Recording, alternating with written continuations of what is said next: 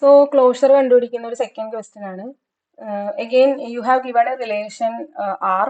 അതിൽ ആട്രിബ്യൂട്ട്സ് എന്ന് പറയുന്നത് P Q R S T U V ഇത്രയും ആട്രിബ്യൂട്ട്സ് തന്നിട്ടുണ്ട്. ഫങ്ഷണൽ ഡിപെൻഡൻസിന്റെ സെറ്റും തന്നിട്ടുണ്ട്. Then find out closure of Q R and P R ഇതാണ് തന്നിരിക്കുന്നത്. ഓക്കെ, ഇപ്പൊ ക്യു ആറിന്റെ ക്ലോഷർ എടുക്കുമ്പോൾ ക്യു ആർ പ്ലസ് ക്ലോഷർ എടുക്കുമ്പോൾ ക്യു എന്തായാലും നമുക്ക് ആഡ് ചെയ്യാം, ആർ ആഡ് ചെയ്യാം. ഓക്കെ, ഇനി ക്യൂവും ആറും കൂടി വേണമെങ്കിൽ കമ്പൈൻ ചെയ്തിട്ട് ഡിറ്റർമിൻ ചെയ്യുന്ന ആരെങ്കിലും ഉണ്ടെങ്കിൽ അത് എടുക്കാം. ക്യു ആർ ഡിറ്റർമിൻ ചെയ്യുന്നതാണ് എസ് പി. ഓക്കെ, അപ്പൊ എസ് ആഡ് ചെയ്യാം, ടി ആഡ് ചെയ്യാം.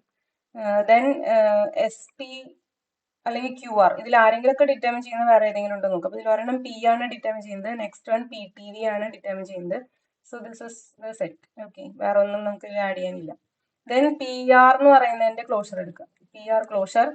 സോ പി ആർ ക്ലോഷറിലേക്ക് നമുക്ക് പി ആഡ് ചെയ്യാം, ആർ ആഡ് ചെയ്യാം.